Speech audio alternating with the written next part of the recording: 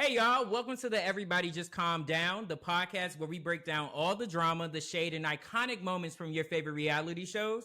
I'm your host, Poe Theory. I'm Jared. I'm Danielle. Oh, wait, I don't know I'm Danielle. Like this little sweet stuff. Meanwhile, you're a freaking Hellraiser. Like, I just don't get it, but what else? I talk a lot of shit and what? I'm loved. And did, and do. I'm a fucking pillar in my community. Yes, Angie. Right. Jesus Christ. And did. I cannot. So, I just want to thank everyone that watched our last RHONY video. That was the best. Like, those videos, y'all were engaged. Like, y'all did y'all big one. That was our first episodes that went over 1,000 views. And obviously the reason that we are lightly reviewing this, the first part of the reunion, is because y'all asked for it in the comments. So we gonna give you what you wanted. For RHONY, of all franchises. For RHONY. Who would have thunk it? Who would have thunk it? But I mean, listen, when you bring in race and colorism, you know, it gets the girls going. Especially this girl. I know. I think the part that we talked about last time the last video that we did, we were just discussing the finale. Mm-hmm. At the point, we really hadn't gotten to the reunion yet. We were just speaking about the finales. One of the, I think the main part for me that kind of, not the main part, but one of the first things that kind of like piqued my interest was, I'm going to start off by saying Brynn is extremely dangerous. I feel like we all know that. Oh, yeah. Like in the beginning when they're all getting ready and she walks into Jessel's room. Nasty business. Right. And to be so unaware. Because the whole time I'm thinking that when Jessel says, wait, what? Why you think everything's okay? I'm thinking she's talking about the situation with Uba. Until she actually goes at Brynn on this episode, I was like, oh, so she's not just defending Uba. It wasn't about just defending Uba. She's actually going at Brynn about what Brynn did to her. Lied on that girl.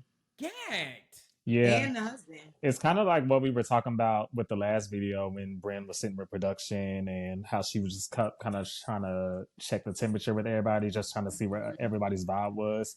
And I feel like she purposely went to Jessel first because she knows Jessel is the easiest of the group to kind of get around. Also, did Brynn cut her hair? That's what I kept trying to figure out. I mean, it was cute.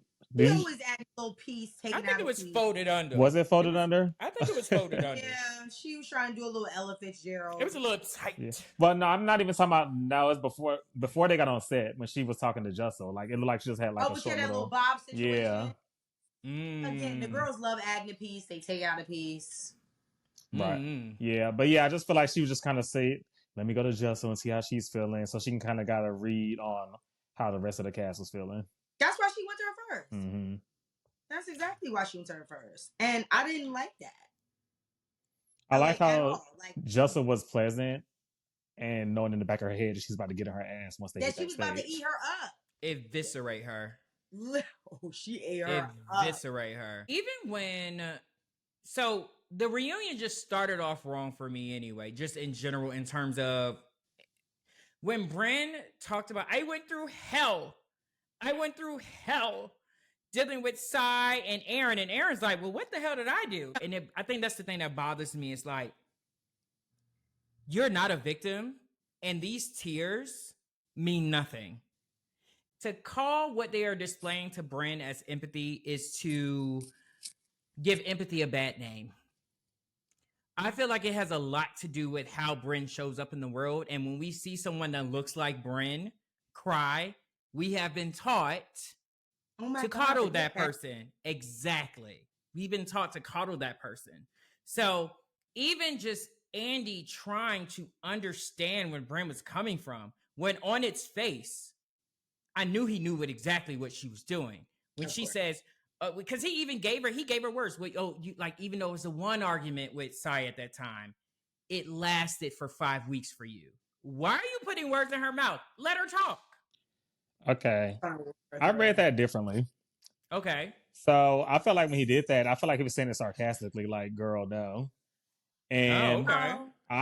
yeah, and I didn't think they would let her get away with it. She started that whole victim thing, but I kind of feel like Aaron and mainly Sai didn't fall for it at all. Sai kind of got her ass right away.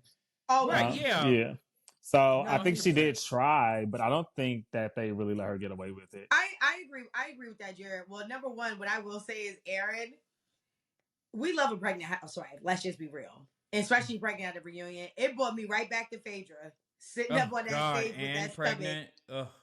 Oh my God. Aaron she was really not giving no fuck.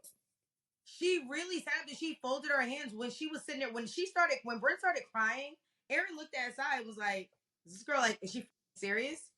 Pretty much. Like, no one but like, we don't believe you, girl. And that's when Sai started showing her out. Do y'all think that Aaron was name calling her? Like when production brought it back, because that's the issue that I have with production.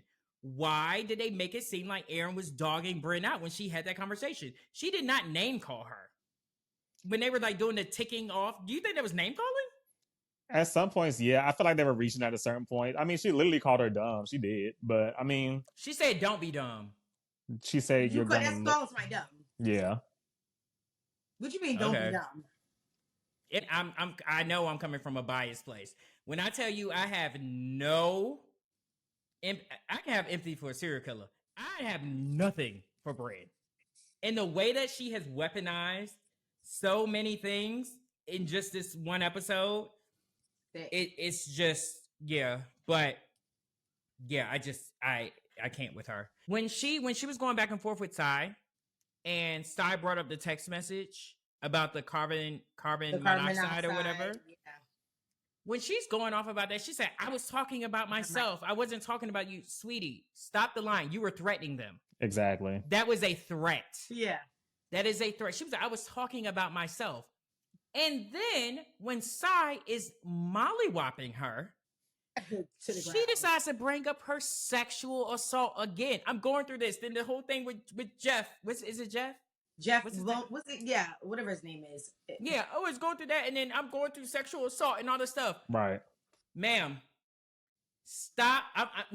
If I'm walking down the street and I bump into someone that gotten assaulted last week, and I shoulder checked them by mistake, and they respond to me, I can't believe you do this to me because I just got assaulted. Like, what does that have to do with the price of tea in China? Like, I'm not understanding. Like, it. Don't get me wrong. I want to be very clear. And I hate that I have to give this disclaimer. I am team believe women all day. Oh, yeah, no, me too. But she making it hard. In her particular case, she's making it very hard to give sympathy because I feel like she's at every turn, you can't criticize me because you know I've been through this thing. And that's not cool. It's not on the same level, but it's in the same ballpark. To me, it's the same way as a woman lying on someone being sexually them. To weaponize it in that way that she does, well, it takes some validity away from it. When people are sexually, I mean, let's be real. I'd rather be jumped within an inch of my life to be sexually assaulted. It's a very traumatic experience. Yes. So for her to continue to weaponize it as if she is not allowed to be held accountable. Right. Because of that experience. Meanwhile, I can't remember the stat, but it's what? Every 3 and 5 women? 3 and 5 women have been sexually assaulted? 1 in 4. 1 in 4. Hey guys, I just wanted to input this edit. The statistics is actually every 1 in 6 women in this country have been sexually assaulted. I just wanted to make that stat very clear. All right, back to your regularly scheduled program. So by that logic, about 2 people on that stage, including Brynn, have been sexually assaulted. I mean, there's nowhere else to go from there, sweetie. I mean, you ate her up. I mean, it's just this one little eat up. Because all your points were valid. I honestly, for me, I don't care for Brynn. I definitely definitely don't want to see her returning next season. And as the resident Black woman on the actual podcast, I definitely don't like that. I don't like it one fucking bit, because like I said, if you do that to a woman that's supposed to be your friend, who's to say that this alleged assault even happened? You could be saying this about someone else, and that may not even be a true fact. And the fact that not for nothing, this entire first Jared's face is so funny. He's like, "Oh, I didn't think we were gonna go there." Well, I'm just saying, not for nothing. What I will say is, she got ate up this entire episode. Every other word when they referred to Brynn was calling her a liar. Right. They called her a liar the entire time. We should have did word of the night. How many times did they say liar? And with Brynn's name associated, they called that girl a liar every chance they could. Brynn, you're lying. No, you lied. You stirred the pot. You embellished. All of these things are coming from your imagination and from your thought process. And her thought process seems to be the right thought process. Yeah. Which you're delusional. That's where she actually the train leaves the station. Your thought process is right. Absolutely not wrong. Far from it. And it's really hard considering that we've watched her lie / embellish for an entire season. Season. And it's like, we don't want, as much as we don't want to not believe you, your track record is awful. And then the fact that on top of that, you're now weaponizing it. Yes. It's just not a good look all around. Yes. And this is the thing, Jared, to follow up on what you just said, in this episode, she says, "Bro, do you think I just want to talk about this? And like, I've been through so much, like it's so much, yada, yada, yada." She says all this, but then at every chance you get, when you're feeling like you're losing an argument, or feel like that everybody is clocking you, you use it. Explain that to me. And I'm gonna just keep it 100 with y'all. Oh Lord. I'm just keeping it 100. Okay, Buck. My lovely co-hosts know me.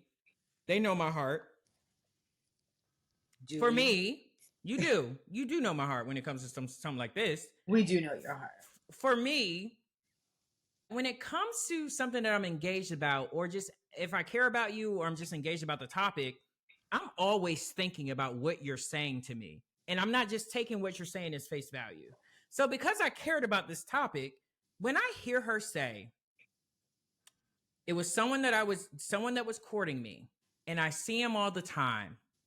To me, that part about I see him all the time, that was the equivalent, the same statement as, and Uba knows this. I think it's a stretch. I think it's just screws up the combo. I think that, has she seen him since the alleged assault? Yes. Seeing him all the time is seeing someone that you work with every day. That's someone you see all the time. You see your neighbor all the time. So right. I agree with you 100%. You don't see him all the time. That means you guys are in the same working space. Right. Something. You're like, that was just a lot to me. And I'll even say, go ahead, Jared. I was thinking that maybe they ran in the same social circle, or maybe they had the same group of friends or something of that nature. No. Okay. Fine. But again, with Brynn, all the time is crazy when you're talking about someone that's assaulting you.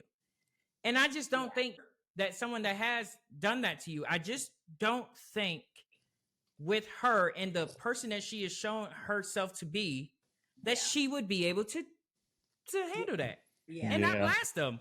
I just don't see it. It don't make sense to me. That's and I do want to call out this one particular thing that happened. Aaron was like, "No, like you need to call him out." That's not how you. If in the world of, let's say everything she's saying is true, everything Brynn is saying is true. In the world, if that is the world we're living in, Aaron, you would have to know that that's not. Yeah. Like okay to say. Like we've seen what happened when women come out and say that they've been assaulted. They're put on trial, just like Jenna said. Like it's not an easy thing to do. And with that, I think that came from a fed up place with Aaron. Like not necessarily meaning it with heart. Like I don't think she was saying it in deliberate malice. I think that. I agree. I think that was half of, we're just so fed up with your shit. Like, why don't you just say something now? Since now this has been the topic of every discussion, why don't you just say the name? So I think she was just saying it out loud, and it didn't land the way it landed, because we could say I it was don't either one of the two. see. I don't think that she was saying it like that. Like she's fed up with Brynn. I think she's saying that just from the mindset of, if someone did that to me, I'm telling. I'm saying who this That's person fair. is. And I'm saying, yes, that is fine if you want to handle it that way. But some people don't have it in them, especially like, yeah, if you're Joe Smo walking down the street, you know, it's whatever. But now you're on a platform and people can say, well, I mean, what vibes was she giving them? We see she over here calling her boss Andy Daddy. Can you imagine the vitriol she could get, if, especially if this is an upstanding gentleman in this society, you know? So that was only my little ugh. And it's Aaron, probably when it came to that situation. And it's probably a white guy, and then that's the one time people are gonna treat Brynn like she's actually black. That's fair. That's fair. That's fair. So, That now, yeah. Well, what she did to Uber on the season finale, for Uber to have that level of empathy for Brynn Yeah. and like crying for her in that situation, that's I don't great. have that. I don't have that. Like I don't have that in me, because you tried to bury me. She's literally over here. No, I'm so sorry that you went through that. Like she's feeling every single piece for her, Mm-hmm. and it's just like, wow, like Uber, you are an amazing woman to be able to do that. Well, that's why I'm not maturing yet. I would have said, Andy, I'm not filming with her. She said she was Uber Zen. Yeah, but I just want to jump in on that part, Danielle, when you said that you're not that immature. I mean, you're not that mature. I would have to disagree that we should even frame it in a way about being mature. For me, I think forgiveness is overrated. Oh, 100%. I think forgiveness is the tool of the slave master. I feel like when we talk about terms, the phrases we have, if someone steals something from you, they say, well, I guess they needed it more than you did. If someone is, someone does something to you, you're supposed to turn the other cheek. These are all things to me that were tools of the slaveholder, the slave master. I am going to do all of these things to you, and because of your God and your religion, you turn the other cheek. Well, meanwhile, you have these people. No, but that's what it is. Well, but it does say in the Bible. Yeah, and so who does that benefit? Yeah. Who does that benefit when people live like that? Who benefits? That benefits the perpetrator. No, and so I would not say just because someone has so much forgiveness or that they're more mature, it's just I don't know where to put that, but I just want to link it to maturity. No, that's fair. I think for me, it was more of a just sitting across from a that lied on me is a joke. And again, Uba is a woman of a particular age, so you maybe can't move as quick. But oh my God. I'm just saying. And we don't condone violence at all. But what I'm saying is to sit. Well, again, let me speak. Go ahead. Go. Do your thing, girl. I don't condone violence unless something is done to me. Now, lying on me is sick. And then lying with that type of lie and putting that on me as if I was there in the room when this was happening. Yeah. That's how she made it seem like, is that you were there the night it happened and I came to your house after it happened. Her weaponizing it would never work with a like me in a room. It just would never work. If we're having a verbal joust going back and forth, but I had a situation where someone lied on me. Mm-hmm. Did the white woman tears? And did I stop? Sure didn't. Kept going. That doesn't work on me. I need you to learn why you're wrong. Because if I allow you to basically skirt out of the situation because you want to turn on your tears, you'll never learn. And when you are involving it with me, I'm going to learn you today. But carry on, Jared. Go ahead, jump in. Sorry. I lost what we were talking about. I feel like we got on you and off of New York. Oh, sorry. And... No. But no. But no, well, just to kind of bring it on back to the whole, well, we were talking about forgiveness. Forgiveness. I said the thing, and I feel like you're gonna jump in when I said about forgiveness and stuff, like how it's overrated. Yeah, this gonna be cut out. Yeah, definitely cut that out. What was I gonna say about forgiveness? I said forgiveness is overrated. Oh yeah, and I disagreed. How come? I think two things can be true at the same time. I think forgiving somebody doesn't mean that you don't necessarily get your lick back. I mean, you can still get in somebody's ass and then forgive them afterward once you get it out of your system. Me personally, I'm never gonna be mad at somebody for the rest of my life or forever about some shit that they did to me. Like, I'll get my lick back and then we gonna move on, because I do believe that harboring unforgiveness at the end of the day only affects you. Like, you can still be mad about somebody and they're gonna live their best life despite what the stuff shit they did to you. So me being mad at you is only gonna hurt myself. And that's kind of, and I promise we're gonna continue on with the episode, guys. But I think for me, even that framing around it is that if people were fine, when people say forgiveness is for yourself, then if that's the case, do you need to tell the person that you forgive them? No. Thank you. That's the part that kills me. Is like, if I forgive you, if it's truly for me, why the freak do I have to tell them that I forgive them? Like with the whole Botham job. Remember the lady that shot the unalived the white officer in Dallas, and then his family is in the courtroom saying, "We forgive you." Why? Why are you telling? She doesn't deserve that. Find the forgiveness within yourself so you're not holding on to that. But I don't think we need to be giving that to people, just willy-nilly, just telling them that when they've actually done some really horrible things. I can find forgiveness in my heart and move on and be happy and not tell you that I've forgiven you. I'm shocked at this entire thing. What? I've never forgiven a person in my life. Whoa. And I've actually lived my best life, like 0 ulcers. I sleep perfectly well on my Egyptian cotton sheets. I actually live my best life. Like, but I agree with you. I think that is something that we've been taught. Like, just because I don't forgive you doesn't mean that I'm walking around thinking about a grudge or that I'm harboring this much in my heart for you. I'm just not. So then we jump to, I guess the biggest part of this particular episode would be the Jessel versus Brynn situation. And just kind of like a prequel of it.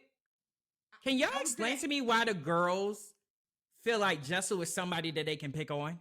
Can someone explain that to me? You literally took that out of my mouth. I'm sorry to even go there with you, Aaron, and be combative, but like, I was just about to say, why do they think they can play with Jessel?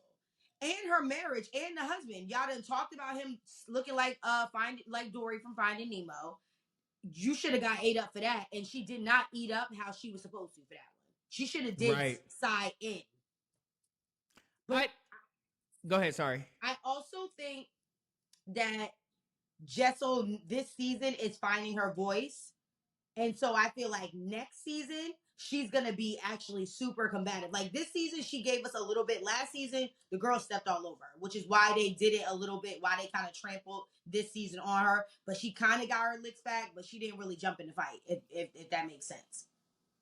Yeah, and I think that I think Jessel's not easily offended. So the stuff that she should be offended by, she just kind of lets it roll off of her and doesn't really give them back what they give her. So they just continue to give it to her in that manner. And I just feel like she's just a genuinely nice person.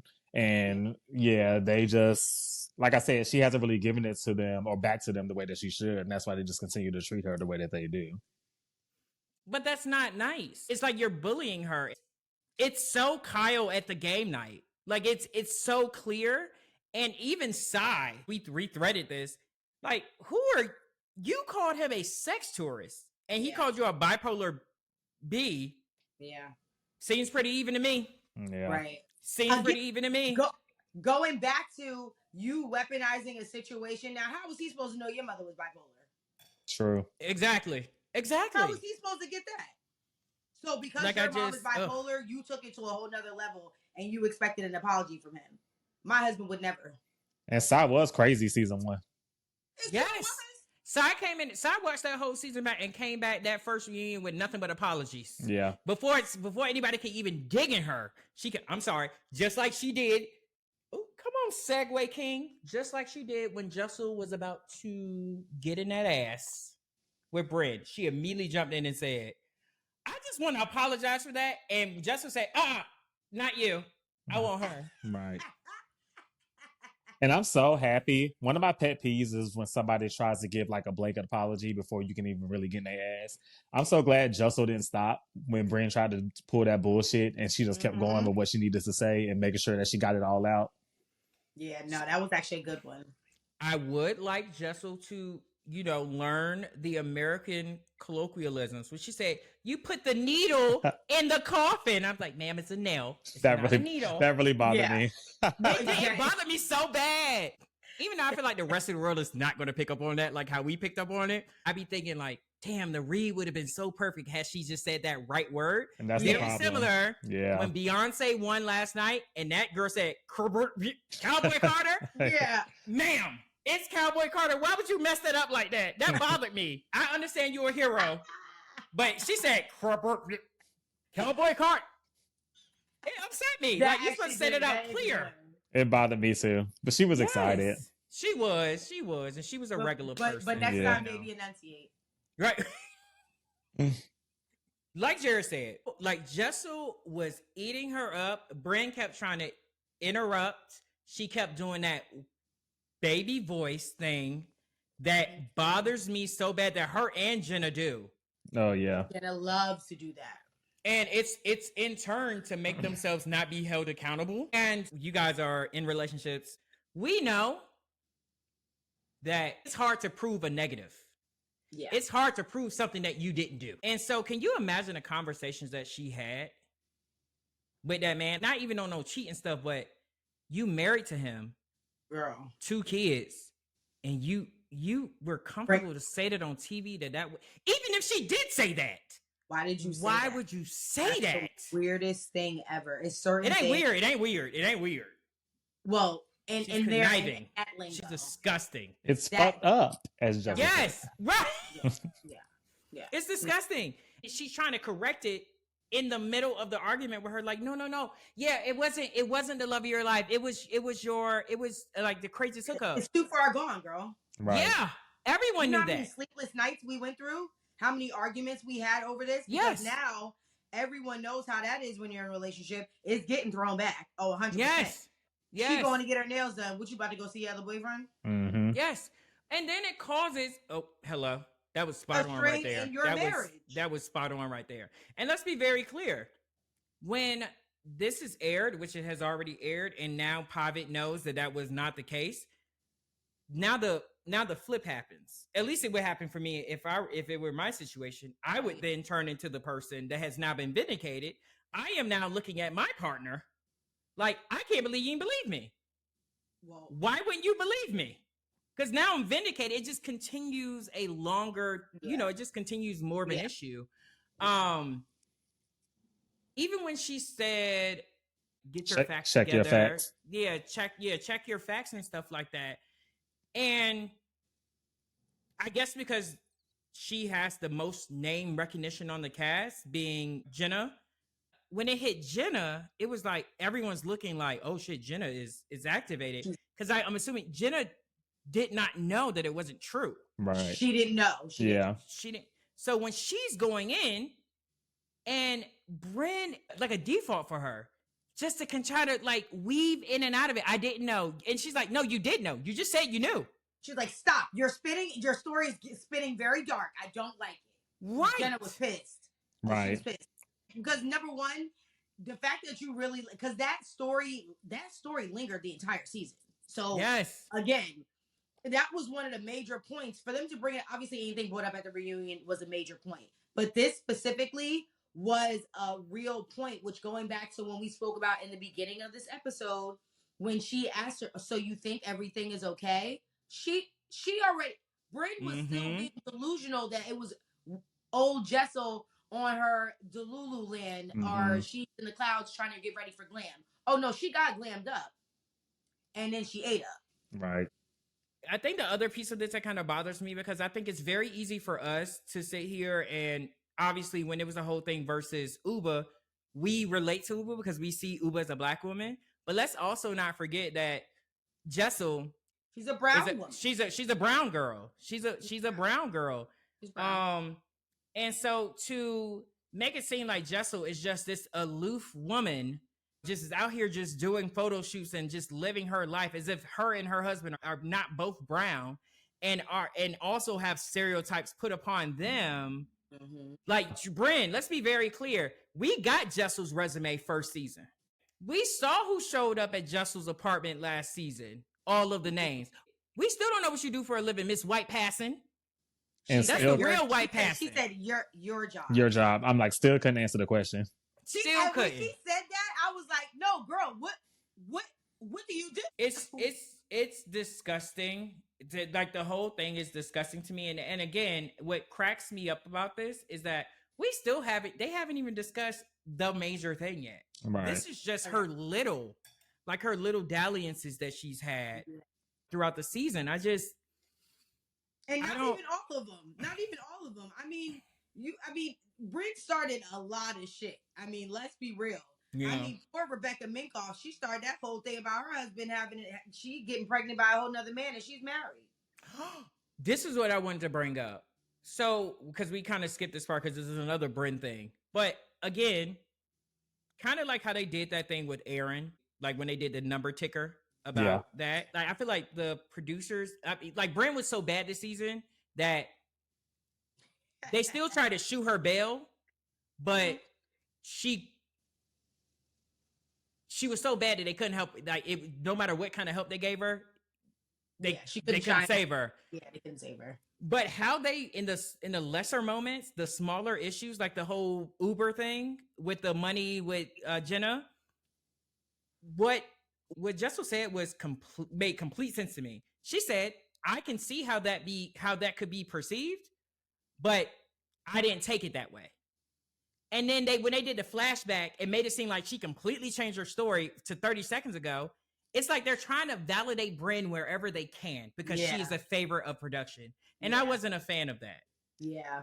I don't know if I agree. I see where you're coming from, but I actually feel like they've been kind of setting Brynn up the entire season to really look inauthentic. You said that before, didn't you? I'm gonna go back to why I think this.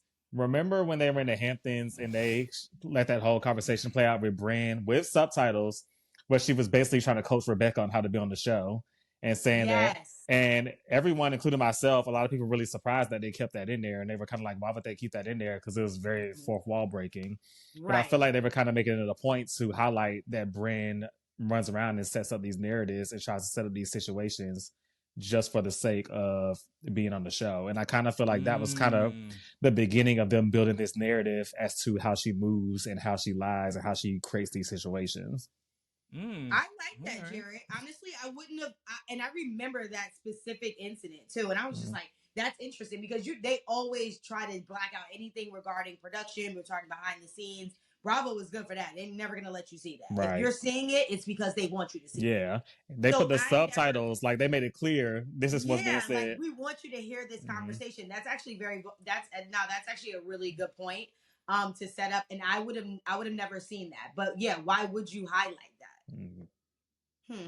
Fair. Uwe did an interview on, I can't remember what publication it was. She basically said in her interview that Brynn fabricates drama and that if you are not being activated, so basically what we saw at that dinner table when she was like, if you're not going to talk, like, why are you here? Basically, that's what she had been doing a full season. And that also when people would not indulge her, at one point there was a storyline that they had to axe because she accused someone on the cast of taking money out of her purse to jazz up the whole thing. That's insane. Yeah, it's crazy. I don't like it at all. It's such an unbalanced season where I think there were weeks at a point for me where I'm like, oh my God, I'm 4 episodes behind. Oh, yeah. Let me use my Saturday while I'm cleaning to put this on. And then I can't turn it off. Like we said, our highest performing videos are from RHONY, which has been a lackluster season, but these last couple episodes, what do you do? Yeah. I mean, shockingly, I found myself really looking forward to the reunion, and they did deliver. I mean, I actually enjoyed their reunion better than I enjoyed part 2 of Salt Lake City, shockingly. Ooh, Really? Yeah. interesting. And then also they got their highest ratings of the season too with this reunion. So I mean, Well, it, yeah. it gives me a slight bit of hope for next season. I still think there definitely needs to be some cast changes, but it's nice to see that they actually gave us something to watch and something to talk about. Even though it took all season long, at least they gave us All something. season. You say you have hope for next season, right? Mm-hmm. Not with this same cast. With some of the cast, yeah, but there definitely need to be some changes. But what is giving you hope? She ain't gonna be there next year. She doesn't need to be, but I think that so far Aaron, Sai, and Jessel have had a really good reunion performance, and it's kind of highlighting the potential that they do have if they have the right people to work with. Go ahead. Sorry. So that's what's kind of like giving me okay. I can kind of see it for you all, even though those three have been the ones who I've said I could see it for anyway if they're placed with different people. But just the fact that they actually gave us, yeah, I think Aaron is the most housewife-ish out of all of them. She is. Yeah, if you just think about like overall, like the old school housewife, like Aaron gives a housewife vibe. She kind of Aaron actually could have been on the legacy on the original RHONY as the young girl coming in. She could have definitely been that. Yeah. And She's allowed new, herself she's to new be no, she's born and raised. No, but I'm saying she's the new version of New York. Like she's not the upper East Side woman anymore. It should have been her instead of the lawsuit girl. also, and then when you really think about it, this whole season, Aaron has given the most as far as personal storyline. She had the most personal storyline this season. You're right. No, you're right. Go ahead. Oh, I was gonna say, and to be fair though, I feel like Aaron's character development from last season to who we saw today who we saw this week on the stage, honestly, a traumatic difference because she definitely was not my favorite girl on Housewife from the beginning. But this season, I really saw that, and I don't know if it was because of the family, her really getting her husband's about the Bitcoin, like that was all real shit to me. Like, okay, she was really going through it. Like her mom was battling cancer, her dad died on the show. Like, yeah. And I actually enjoy Abe too. For you to sit up on camera and admit that you had a damn near gay experience or whatever, I'm like, okay, well, you're entertaining too. Oh no, we love Abe. Yeah, I like Abe. He's white. Yeah. I guess, but manhood. But no matter what race you are, to admit you had a gay experience would be a tough thing to do. I just think that men, white men aren't held to the same standard as with masculinity as black men are. So like a black man admitting that would be like, oh, why you with that man? Like, yeah, well, 100%. Just one last thing before we end this road show. I think Erin needs to take a little bit more responsibility of the part that she played with Brynn this season. She's distancing herself from Brynn quite a bit. If you pay attention to that three-way conversation with Brynn, Erin, and Sai, when she said, "Do you remember when Jessel said the thing?" Sai had a visibly confused look, like, "What are you talking about?" Erin finished her sentence. Erin is here for the shits. But now she sees how it's coming about, and she's distancing herself from Brynn. No, and I'm not a fan of that. Like, step in it. You did a lot more this season. Me, Brynn is Phaedra, and Erin is Portia. But Erin does that anyway. Remember, she did it in real time during the scene. Because remember, when they were talking about it, she was saying she wasn't involved in the conversation. She was just there. Right. I defended you. You, Jessel. Yeah. Yeah. Erin, again, I think she's getting a pass because she got the belly. Ciao. All right, guys. Because you just can't be real. We not about to get no pass. People been having babies since whatever. All right, guys. That's a wrap on this episode of Everybody Just Calm Down. If you enjoyed the show, make sure to subscribe, leave a comment, and follow us on all social medias for more reality TV takes. Thanks for listening. And remember, stay shady. But everybody, just calm down. I'm your boy, Poe Theory. I'm Jared. And I'm Danielle. Peace.